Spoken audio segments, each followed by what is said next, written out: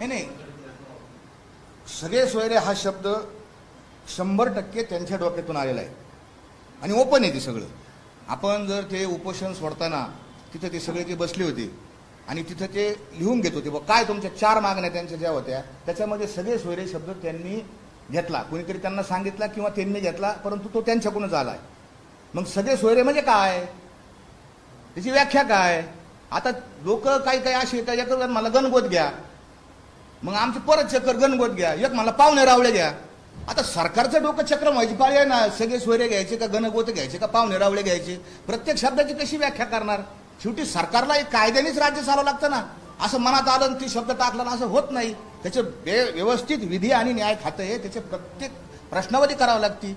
आणि मग यांनी सांगितलं, मग शेवटी कसं आहे, हा मनोज जरांगे यांच्या पाठीमागं किंवा यांच्या बरोबर आलेला जो मराठा समाज आहे, जो कोट्यवधी लक्षावधी लोक जे आलते, मनाने आलते, शरीराने आलते, त्याच्यात मी एक समाविष्ट होतो, मी त्या आंदोलनात होतो, मी प्रत्येक वेळी होतो. तर ही सगळी ऑल ओव्हर ह्या मराठा समाजाची शक्ती आहे, मराठा समाजाची ताकद आहे. ती जरांगे फक्त बोलत होते, शक्ती ती पाठीमागे होती, त्या शक्तीला सरकार झुकलेलं आहे. सरकार मनोज जरांगे या व्यक्तीला नाही झुकलं. सरकार हा अफाट या मराठा समाजाच्या वेदना, मराठा समाजाचे दुःख, मराठा समाजाची कळकळ ही पाहिली. सरकारच्या लक्षात आलं की हे फार आग लागलेली आहे, त्याला सरकार झुकलेले. आणि मग सगळे सोयरे हा ड्राफ्ट तुम्ही तयार केला, जसा सांगितलं तसा सरकारने तयार केला.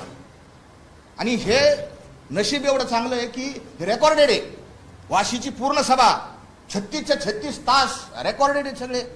त्यांनी पाहिलं, अभ्यास केला, अभ्यासकांनी, मग ती जबाबदारी त्यांचीच आहे ना. सरकार, आता मी काल गेलतो तिथं, ते सगळे म्हणलं तुम्ही काम फार स्लो करताय.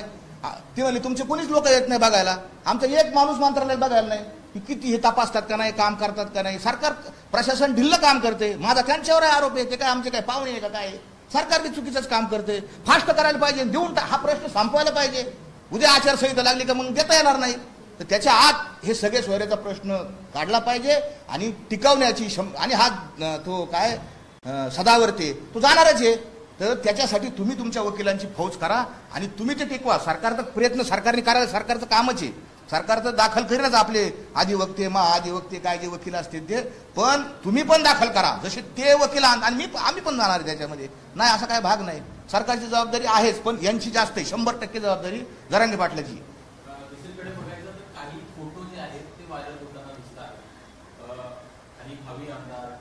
कोणाला काही असं आश्वासन जे आहे ते देण्यात आलेलं होतं का? तुम्ही देखील त्या संदर्भात त्यांच्यासोबत होता, तुम्ही कुठं ऐकलं कोणाला काही आश्वासन दिलं आहे निवडणुकी संदर्भात, लोकप्रतिनिधींना किंवा इतर काही लोकांवर? काही फोटो व्हायरल होतात म्हणून हा प्रश्न होता. नाही, कसं झालं, हा प्रश्नच असे झाले की पहिले दोन्ही उपोषण सन्माननीय मुख्यमंत्र्यांच्या हस्ते सुटले. हे देशाच्या राज्याच्या इतिहासात असं कधीच घडलं नव्हतं की तुम्ही जर कलेक्टरकडे निवेदन जर द्यायला गेले तर कलेक्टर उठून उभा राहत नाही, तो असाच बस होतो. मग आपल्याला असं निवेदन द्यावं लागतं, ते घ्यावं लागतं. कलेक्टर उठत नाही निवेदन घ्यायला, कोणाचं पण.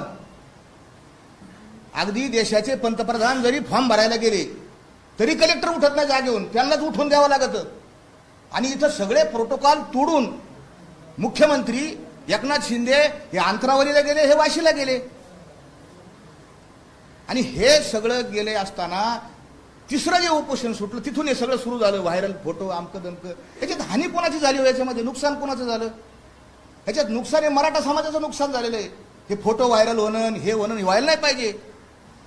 आपण संयमाने बोललं पाहिजे ना. भाषा आपली संयमित असली पाहिजे, मोजकी असायला पाहिजे. नेतृत्वाचा तो गुण आहे. आपण जर येडं वाकडं बोललो तर त्या ठिकाणी प्रतिक्रिया तशीच येते. आणि म्हणून ह्या सगळ्या गोष्टी घडतात. मला काय त्याच्यावर जायचं नाही, ते बाकीच्या सगळ्या कोणत्या गोष्टीवर, परंतु हे होतंय, हे थांबलं पाहिजे. याच्यात नुकसान मराठा समाजाचं आहे. मराठा समाज आता हे जे आंदोलन झालंय त्याच्यावर सोशल मीडियावर मोठ्या प्रमाणात जरांगेंचे समर्थक, इतर समाजाच्या किंवा महिलांनी जर प्रतिक्रिया दिल्या तर त्यावर मोठ्या प्रमाणात ट्रोल केल्या जात आहे. कुठेतरी दोन म्हणजे मराठा समाज विरुद्ध इतर समाज यांच्यामध्ये अंतर्गत वाद सुरू झालेले आहेत. झालेच ना. मग मी तेच, आम्ही जीवा प्राणाची बाजी लावून मी तेच सांगतो ना. मला इथून बाहेर पडणं मुश्किल आहे. पहिल्या दिवशी सांगतो, आता सांगतो, मी माझं कुटुंब दहशतीखाली कशासाठी करतोय? उद्या कुणी म्हणाल नको, द्वेष तयार झाला ना सगळा. काही जे टार्गेट लोक आहेत, काय काय कमेंट केल्या, जरांगे पाटलांना प्रश्न विचारण्यासाठी बाप एक आणि माय नेक असावी लागते असं बोलावं. आमच्या आईबापावर बोलावं. मी पण प्रश्न विचारलेत ना. लोकशाहीमध्ये प्रश्न विचारण्याचा अधिकार आम्हाला संविधानाने, घटनेनं दिलेला आहे. आणि ज्या नेतृत्वामध्ये, ज्या संघटनामध्ये आम्ही काम करतो, कोणी असू द्या, तर त्या संघटन प्रमुखाला, त्या नेतृत्वाला प्रश्न विचारायचा आमचा अधिकार आहे. किंवा प्रश्न कुणी कोणाला विचारू शकतो. प्रश्न विचारलं आणि त्याचं उत्तर जर नसन तर आईमाईवर शिव्या द्यायच्या. तुम्हाला साहेब माझं जर पाहिलं ना मोबाईल, इतक्या शिव्या शाप आहेत मला, इतके. आणि कोण देतंय? माझेच लोक देत आहेत, माझ्याच जातीचे लोक देत आहेत, माझ्याच गावातले लोक देत आहेत, ज्यांना मी पदोपदी सहकार्य केलं, पदोपदी सेवा केली त्यांची, तेच मला शिव्या गाळ देत आहेत, शाप देत आहेत. अरे म्हणलं माझे उत्तर द्या ना या प्रश्नाची. उत्तर अजून एक देत नाही आणि शिव्या शाप चालू. हे बंद झालं पाहिजे. कोणत्याही ट्रोल करताना भान ठेवलं पाहिजे. हे उत्तर आहे ना, उत्तर द्या ना. त्यांनी काय विचारलं ते उत्तर द्या. आपल्याला लोकशाही ठेवायची का नाही ठेवायची, तुम्हाला मान्य आहे का नाही? आणि माझं भांडण काय झालं माहिती का, की नेतृत्व परिणामाभिमुख पाहिजे. तुम्हाला न्यायव्यवस्था मान्य आहे का नाही? न्यायालयाच्या आवारात जाऊन पोलीस बंदोबस्तामध्ये तुम्ही तुमच्या चिथावणीहून किंवा सांगण्याहून किंवा भयकावण्याहून इतर तरुणांना सांगतात का, जा त्या मारा त्या कोपर्डीच्या आरोपांना. आपण न्यायालयात आहो, न्यायालय सक्षम आहे ना, आपण न्यायव्यवस्था मानतो ना. मग तुम्हाला न्यायव्यवस्था मान्य नाही असं वाटतं की न्यायालयात जाऊन एखाद्या आरोपीला मारून टाकायचं असा प्रयत्न करायचा, याचा अर्थ तुम्हाला न्यायव्यवस्था मान्य नाही. विधानसभेला सांगायचं असाच कायदा करा, म्हणजे तुम्ही बाह्य शक्ती तयार झाली. प्रशासनाला शिव्या द्यायच्या, पोलिसांना, कलेक्टरला, कमिशनरला. तुम्हाला प्रशासन मान्य नाही. तुमच्यावर आरोप घ्यायचे, मीडियावर आरोप घ्यायचे. चौथा स्तंभ आहे ना, 4 स्तंभ काढले मी इथं, सांगितले की वारसकर महाराजाला कसं काय स्पेस मिळती.